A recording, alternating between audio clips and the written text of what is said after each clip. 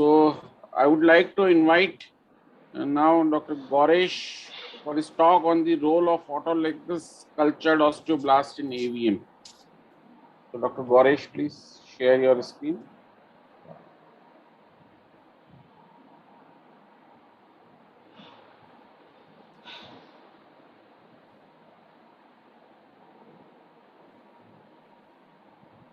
Okay, can you see my screen? Yes, sir. Yeah. So Khamma Ghani to all members of Rajasthan Orthopedic Association and the moderator, chairman sir, all the panelists and fellow speakers. Now I'm going to talk about something which I have been doing for the last 10 years almost. And basically this is a talk about the justification for this procedure.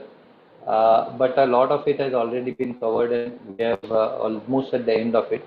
So I'll move very fast with this and I will like to show you the procedure of how I do it, which may be controversial to most of you.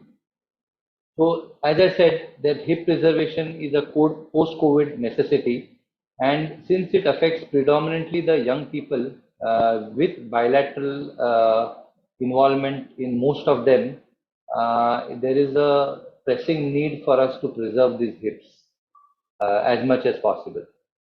Now, why are osteoblasts required? Basically, osteonecrosis is not avascular necrosis. That is, I believe that you do not really need to restore the blood supply because world over now it is recognized that it is a bone death rather than bone death due to loss of blood supply. That is the osteonecrosis. Again, I believe that core decompression is a palliative surgery. It is not a curative surgery. As I mentioned before, that staging and grading of osteonecrosis is important for prognosis. Then I will talk about why adjuvant procedure, why BMAC is not a good procedure as compared to cultural osteoblast, and then produce some kind of evidence about it. So first, like I said, it is there are a lot of papers now which suggest that the cause of osteonecrosis is not only because of loss of bone supply, blood supply, but it is basically because of abnormal marrow stems cells and abnormal regenerative capacity of these cells. This I already talked about, so I'll just move ahead. The classification has already been done, but we have to recognize those people who are at very, very poor prognosis. So even if you see a patient with a grade or a stage 1 Ficat Arle, but if the patient has got a very large lateral lesion, more than 30% involvement of the femoral head or a 240-degree curveball angle, then this is a person who is at very high risk of collapse and it requires some kind of medical surgical management rather than medical management. On the other hand, a lesion which is located medial and central can easily be conserved because these are the people who are at very low risk of collapse. So, as I said, in more than 80% of these at-risk patients will collapse and will require a treatment of total hip replacement, irrespective of any form of treatment. So we have to kind of alter this 80% to be more in our favor. This is what I said about the head at risk sign, that more than 30% involvement of femoral head, lateral and central pillar involvement of femoral head, more than 2 millimeter depression in the weight bearing zone, more than 240 degrees of curveball angle, and more than 30% involvement of the articular cartilage. I think we have already spoken that core decompression by itself is more of a palliative surgery rather than a curative surgery. There's a lot of evidence where Eugian in 2016 compared all the various forms of treatment, and he said that only 14% of people with core decompression actually succeed even in stage 2, which is a very early stage. Papakordidos, he evaluated all papers where adjunctive therapy was used. And basically the conclusion was exactly what Dr. Porwal said, that with use of adjunctive therapy, the chances of requiring a THR go down dramatically. So we have to use some kind of adjunctive therapy with core decompression. Why are osteoblasts in the future? Now, this is a very instructive X-ray that I found. Basically, this patient took my opinion. This case was not done by me. And this patient took my opinion saying that how he wanted to know, he's from Bangalore, and he wanted to know how his hips were doing. He had around operated for around 6 to 8 months before. And the most instructive thing was that you can see that there is bone formation on the lateral side of the tunnels of the bone. Now, this is basically the first evidence that I have seen of the spillover of the osteoblastic cells into tissue where it led to new bone formation in this form. So this is the evidence that osteoblastic cells is actually responsible for new osteogenesis. The process of osteoblast formation starts with the extraction of bone marrow cells. These are then transported to the Osguro lab, where the cells are then cultured, isolated, and they are then expanded. And the expansion is nearly 50 million cells are produced. These 50 million cells are produced and they are given to us for an implantation as cultured osteoblasts. Now, BMAC, the main problem with BMAC is that a lot of people have seen what is the yield of a BMAC. So the yield of a BMAC is that you have to harvest nearly 400 ml of bone marrow to get the mesenchymal stem cells of around 10,000 cells. So basically in BMAC, what you are injecting is 10,000 cells which you expect would get converted into osteoblastic cells and then have an effect. So BMAC, I call it as a stage 3 therapy in orthobiologics, while osteoblastic cells are stage 4 because we are putting in mature differentiated cells inside. So what we do is basically, like I said, harvesting of mesenchymal stem cells, then core decompression along with forage. Forage is basically curating out as much dead bone as possible. Then we use a gel-based delivery system. The gel-based delivery system is required so that there is no loss of these very expensive cells and they reach the intended area. And finally, we are injecting a certain number of differentiated cells into this area which we have created. Now, Hosier and Ganji, if you are able to Google these names, these are the names which led to orthobiologics in avian. They started their work around the year 2000 or so, and Hosier and Ganji were responsible for use of initially bone marrow, then they centrifuged the bone marrow and they did a BMAC, and then finally now they are into a similar product of osteoblast regeneration. Now this is their paper of 2016 where they compared BMAC versus core decompression with saline, and they found that it did not really help. BMAC did not help, and this is a paper especially important because this is from the originators of BMAC actually. Another paper by Gangji. Now, like I said, after that paper, Gangji is now they are doing research on osteoblast plus core decompression therapy, and they found at 24 and 36 months they have very encouraging result as compared to a BMAC and core decompression. In India also, when before we released Osgro to the public, FDA asked us to do a study, and this was a use of a study where we did this study, clinical study in India, and this was we found out that this use of osteoblastic cells, there was it was for 2 years only that we studied it, but the patient dramatically improved. There was no further collapse of these patients at 2 years, which, as I told you before, that if you are able to change the natural history of avian, if you is basically if how do you know that you have changed the natural history? Is once the patient's survival of the femoral head is more than 2 years, because a particular subset of these patients, if they most of them would under natural history collapse within 2 years. And if you give more than 2 years to these patients, that means you've definitely changed the natural history of the disease. Now, this is again my paper which we published this year, and this is one of my oldest patients where I basically studied grade 2A and grade 2B hips. Basically, around 15 patients or 24 hips were studied, and the longest follow-up in these was around 7 years in 3 patients. But what we found is that even after 7 years, the reduction of pain by as compared with Harris Hip score, VAS, and Oxford Hip score, as well as the dependency of walking support, it is absolutely the patient did not require anything.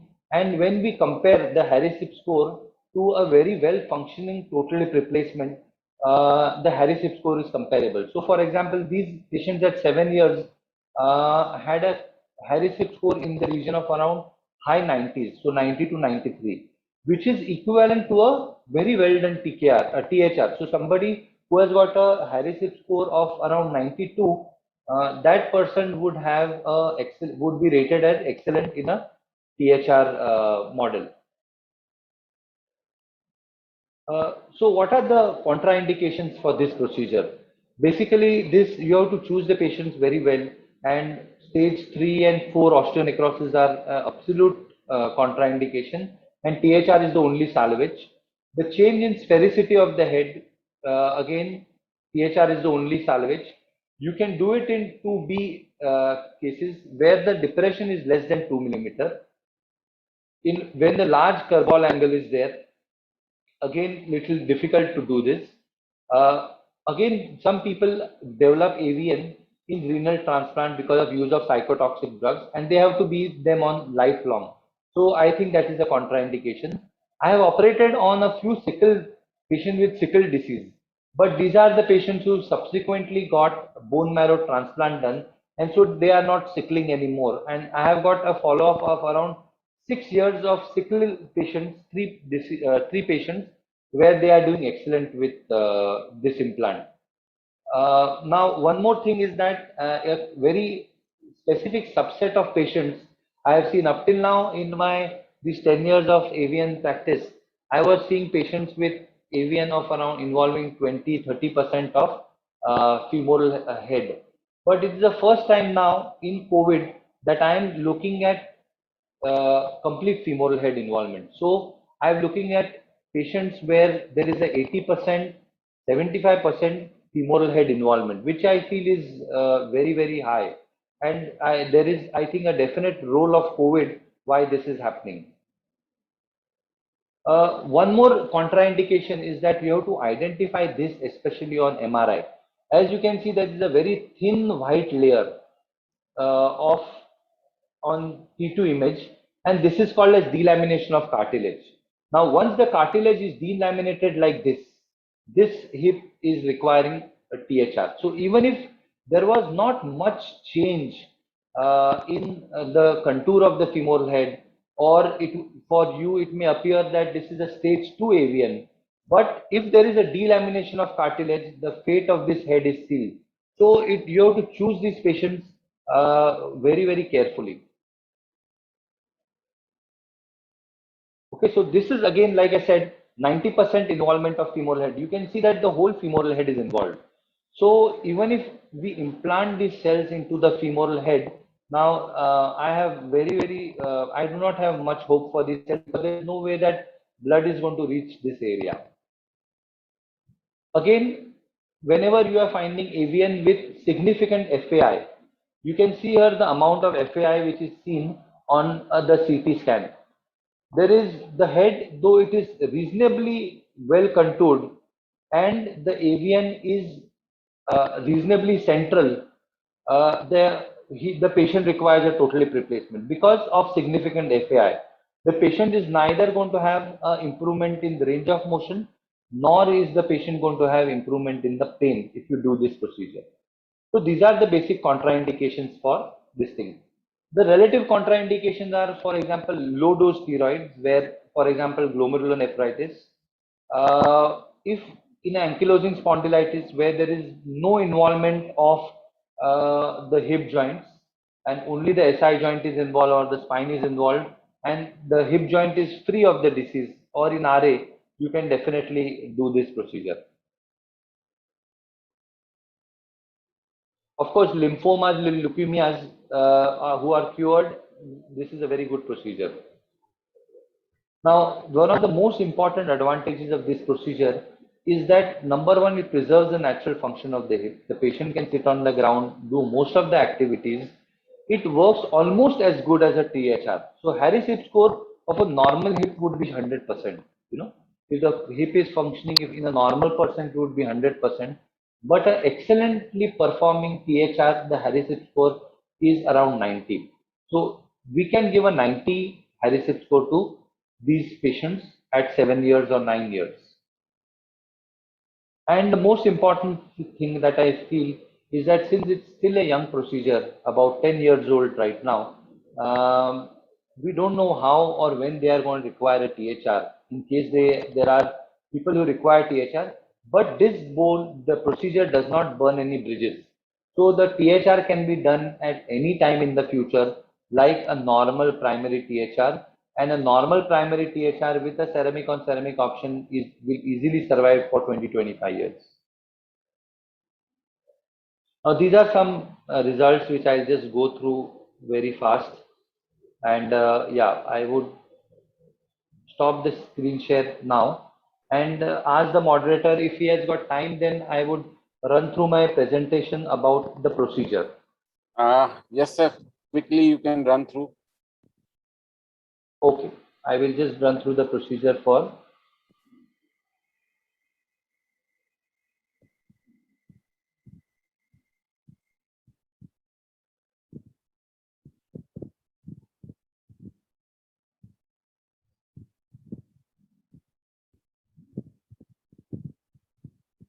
So evolution of the surgical technique. Basically, I started using this in 2008 when Rigoro introduced it. My first patient was a 19-year-old doctor, and it was a grade 2B lesion, a very large subchondral lesion, and he was facing a total hip replacement. And I gave him this. I had just come back from Johns Hopkins, and I had basically there's a lot of work going on in AVN at Johns Hopkins, and we were using the trapdoor technique, and I decided to use the trapdoor technique with these cells. Because this was my first case, I did use calcium sulfate and tricalcium phosphate as a putty in the subchondral region to support this bone. And the subchondral fracture was elevated and some material was put inside. So this is the pre-op. As you can see, more than 2 mm gap. This is immediate post-op where I had elevated it, and this is the X-ray at around 15 months, where a few things had happened. Basically, the resorption of the calcium phosphate, which tells me that there was a revascularization. Now, this is again evidence that revascularization has happened in this area because the calcium phosphate has got resorbed. Second thing is at 15 months, the X-ray is nearly identical to the immediate post-op. So it had not really collapsed and the joint contour was maintained.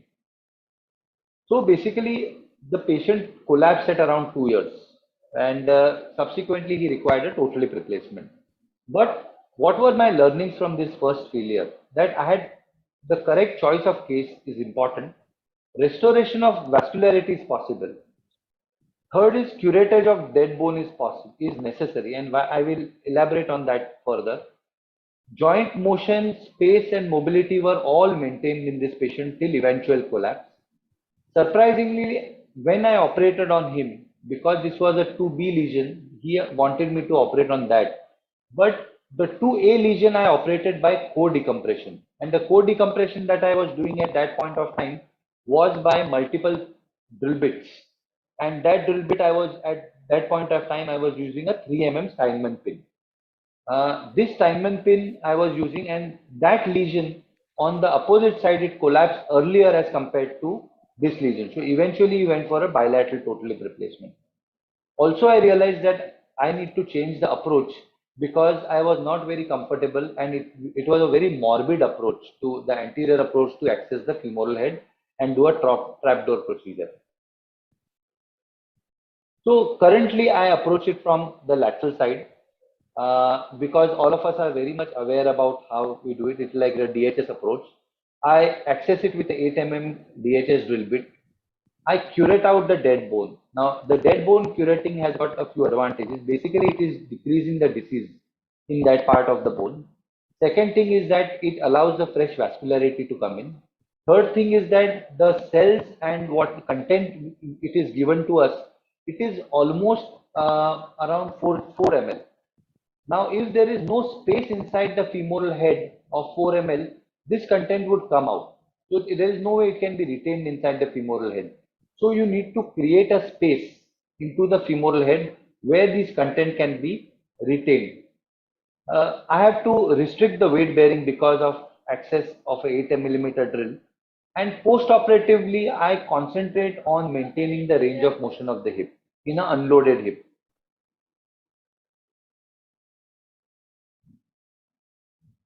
So this is basically, I will just play and I will just talk to you as I play this.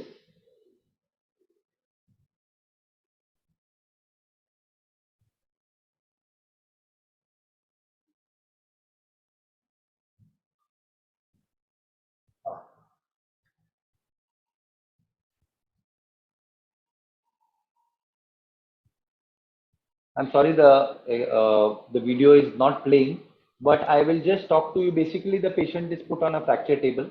The C-arm is positioned exactly like you would for DHS. You get a good AP and a good lateral view. Whenever you get a good lateral view, you should look at the direction in which you are going to reach the avascular zone. Make sure that the direction that you are going to reach or with a guide wire is very clearly determined.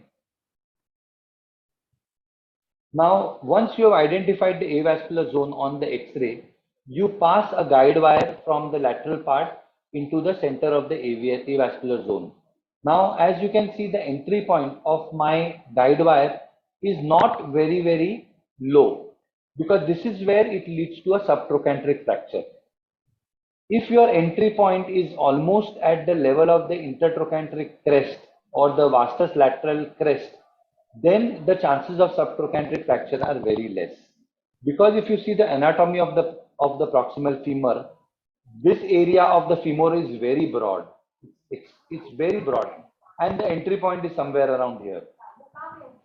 In addition to that, you need to maintain around 1 centimeter from the neck here and 1 centimeter of the neck here.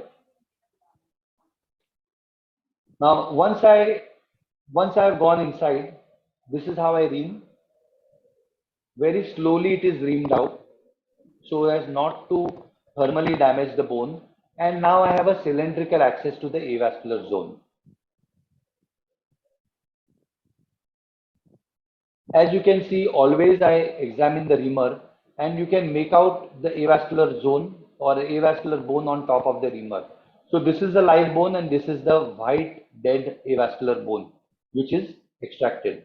And this is the bone that I have basically curated out. Now I have already spoken to you the rationale about the curettage.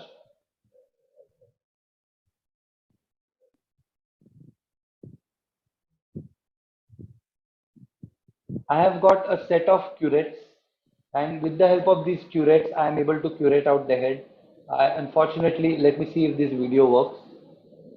Yeah.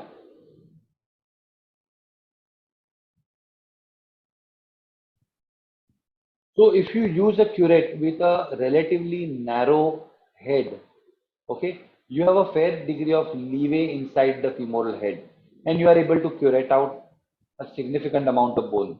Now, there is no need for curating out the whole bone, but you need to create a space because what happens is, or what I feel happens is, basically when you are implanting these osteoblastic cells, not only are they working biologically by getting secreting cytokines and getting new vascularity in that area, but once the new bone formation happens in that area, it supports this cartilage from below.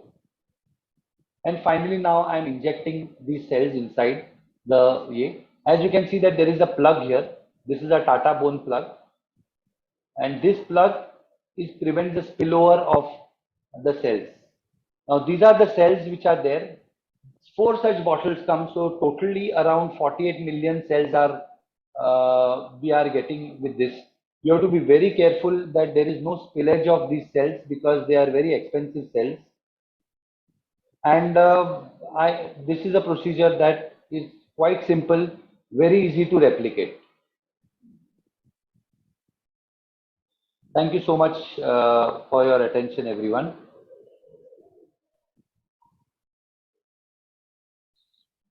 Yeah, thank you. Thank you. Thank you, Dr. Goresh. So I would like to invite questions from the faculty and the panelists.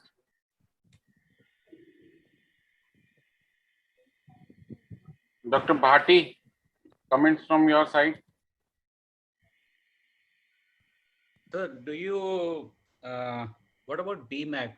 Do you just condemn it or are they still useful? No, it is no, it is not. I don't condemn anything. So because see, as all of us know that our practice has evolved. What was cutting edge for some time back has become obsolete also in current times, and whatever we are doing today is going to be obsolete tomorrow. So I don't condemn anything. But like I said, that there is good research, and this research says that for harvesting around 10,000 mesenchymal stem cells, you need to harvest 400 ml of bone marrow. If you are not harvesting 400 ml of bone marrow, you are going to inject less than 10,000 mesenchymal stem cells. Now, one of the biggest proponents of BMAC were Valerie Ganji and Hosier. And they themselves have, in the recent 2016 paper, they have said that BMAC compared to saline, the result is not much different.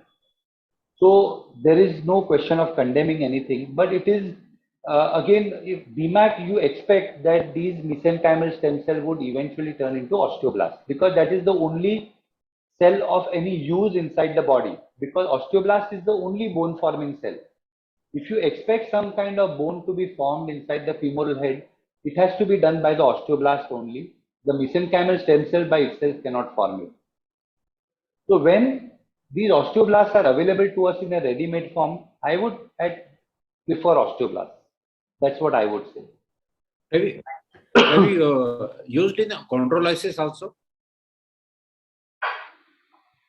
No, like I said, Naki, chondrolysis means that the cartilage is damaged. Now, whether the cartilage is damaged by a fracture or by a crescent sign, big crescent sign, once the cartilage is damaged, at the current level of technology that we are in, I think the total hip replacement is inevitable. So it is basically for those patients where the cartilage is not damaged, and even if you see a crescent sign, there is less than 2 millimeter collapse of bone, so that you can give this patient at least the next 10 years of good hip function. Or I can tell you this very, very confidently that in 2A patients, nearly all 2A patients, I have seen that there is zero progression of AVN after 6 years, 7 years also. Now that is something which is very, very unique. Now I do not know what will happen to them at 20 years, but at 6, 7 years, the results are very, very good because the X-ray does not show any sign of progression of lesion or any sign of progression of arthritis. On the other hand, whenever I operate on a 2B lesion, there is a definite evidence that the arthritis is progressive. But if I do a total hip replacement also, so if I offer my total hip replacement to these patients, they are not very keen on them because they feel that with this hip they are able to do most of the activities that they want. Dr. Goresh, there is a big challenge in our scenario in Rajasthan. The all patients are not affording. So suppose if a young patient comes in a stage of 2A or 2B, and he is not affordable to this kind of cultured osteoblast therapy treatment, what else you will offer him? Sir, I have in my EA, I have tried core decompression. Some doctor was mentioning that I have tried autologous bone graft also. And when I say autologous bone graft, I have put in autologous bone graft harvested from both posterior iliac crest. And I have done no less than 25 patients like this.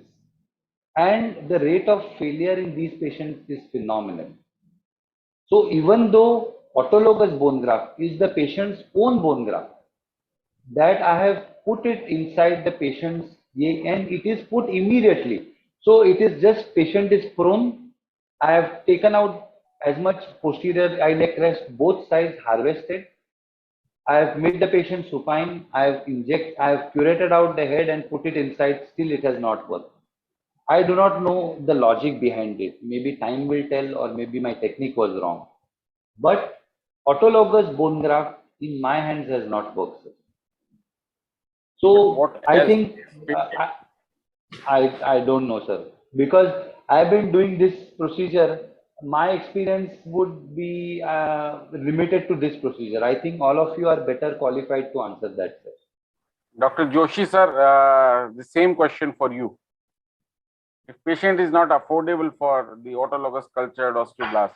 But we have seen that bone marrow, not aspirate concentrate, but bone marrow itself, if we inject, at least we can buy some time to prevent total hip replacement for 2 or 3 years or whatever may be possible. We have seen that. So he is right that bone marrow aspirations concentrate. All study does not support this, but many studies support this, that core decompression plus bone marrow aspiration concentrate is a relatively better treatment other than other treatments. So what is the current treatment protocols at your institute? Same, core decompression and bone marrow aspiration, not the concentrate bone marrow directly we instill it. Dr. Arun Vaishya, sir, what is the protocol at your institute for such kind of patients? Like we like Dr. Goresh has said, he is not into fond of using bone graft or cancellous bone graft. We are using bone graft, but the results we don't know exactly, because long-term follow-up is required, and such type of patients normally do lost to follow-up. I would like to ask one thing to Dr. Goresh. What do you think about the, because you're using all these osteoblast and stem cells.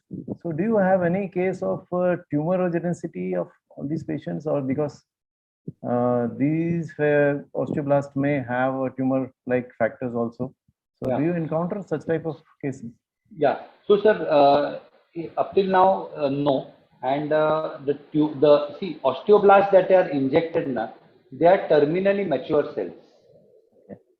They are mature cells. So these are not like the, even stem cells wise, I don't think there is any evidence of tumor formation, but these are immature cells, and they are supposed to finally get converted into any of the mesenchymal cells.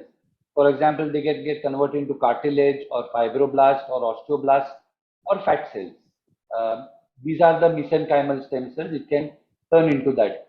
But osteoblasts are terminally differentiated cells. So there is no chance of them getting converted into tumor, any specially, sir. Dr. Naresh? My question is still remaining the multiple drill with the big drill. Okay. So without big drill, we cannot go for the core decompression with the adjuvant, any other of bone graft or cultured osteoblasts. So is there a question about the multiple drills with the large hole drill? Because without large hole, we cannot go for that. Dr. Goresh, please. You discussed Dr. Rakesh Bhargava, sir. He told what the multiple drill holes, small drill holes, and big hole drill will be condemned. What is your opinion, Dr. Goresh? So actually I did not get the question completely. You are saying. My question is, Let Dr. me, Rakesh Bhargava, yeah. so let me, yeah. So there was a question that whether we have to use a multiple small drill holes or a single large hole. So as Dr. Bhargav said that multiple small drill holes are the most popular core decompression way internationally. So people are not using the single large hole nowadays. Yeah. And Dr. So, Naresh Porwal is asking if you want to use the adjuvants, so you have to go for a single large hole. Exactly. So the question where multiple drill holes came in was when people were still thinking about avascular necrosis in avascular terms. Now there is no question of avascular terms only. It is osteonecrosis. So by drilling multiple holes, we are not increasing the vascularity of the femoral head. There is no question of that. So the role of core decompression has changed from increasing the vascularity of the femoral head to a way of introducing adjuvants inside the femoral head. And the only way of introducing adjuvants inside the femoral head will be with the help of a large drill. Now, the problem with large drill is a large incision, but incision hardly makes a difference.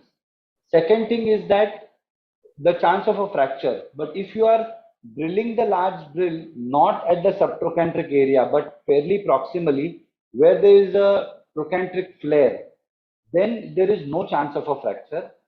And the third thing is that you want the patient to have a restricted weight bearing, which in an AVN or immediately after an AVN or doing this thing, it is an excellent thing.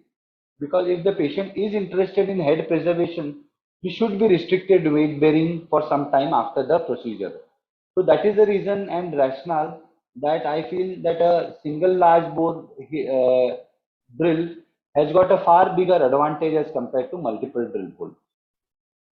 Dr. Goresh, are you looking forward for homologous cultured osteoblast or freeze-dried autolog kind of things in near future?